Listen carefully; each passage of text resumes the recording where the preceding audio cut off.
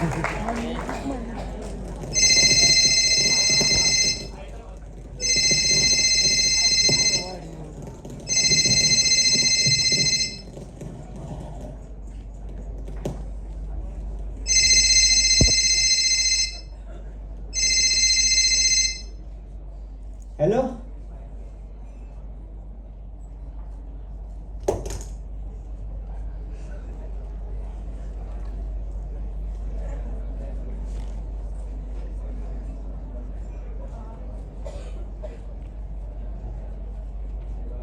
आज माझा इंटरव्ह्यू आहे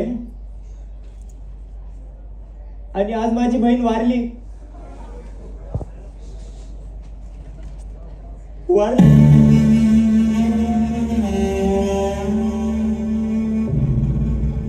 आणि मरायचं कारण काय?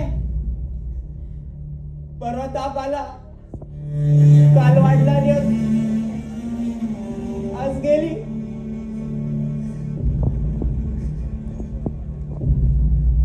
माझी आई ना रोज जाते देवळात. मी तिला सांगायला जाऊन विचारले त्या देवाला, योग कुठला तुझा न्याय?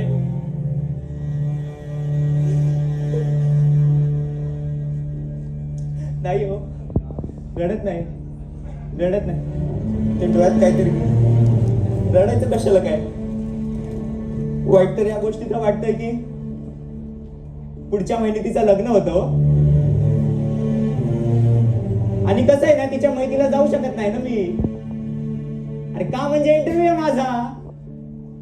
आणि बरं नाही, काय आनंदाची गोष्ट आहे का पळत पळत जायला हव्याला, त्यात काय एवढं. कमवणाऱ्या माणसांचं कसं असतं माहितीये का? त्यांच्याकडे सगळं असतं, सगळं, पण मात्र वेळ नसते. आपल्या माणसांसाठी वेळ नसते. एक आतली गोष्ट सांगू का? जायला पैसे पण नाहीत ना माझ्याकडं.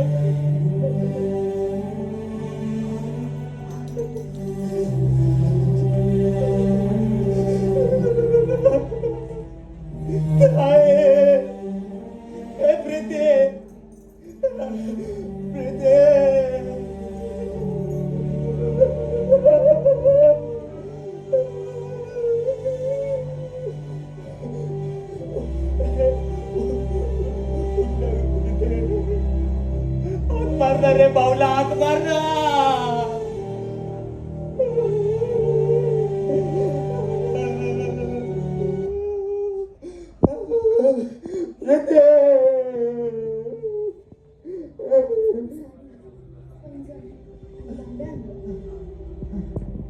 किती सुंदर विचार केलास माझ्यासाठी. मला ते घालून तुझ्या समोर आनंदाने यायचं होतं. तुझ्या चेहऱ्यावरचा तो आनंद पाहायचा होता. पण आता उशीर झाला आहे.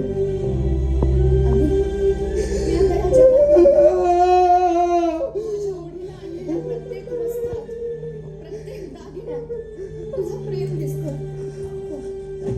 पण आता मी हे कधीच घालू शकणार नाही. प्रीती, प्रीती, प्रीती.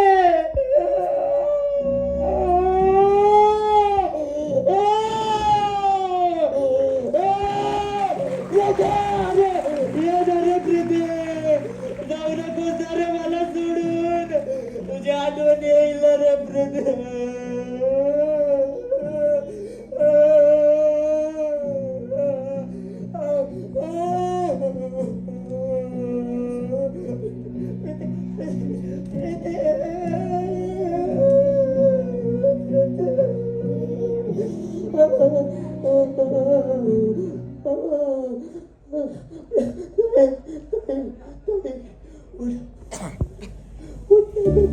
शांत हो अभि, बास.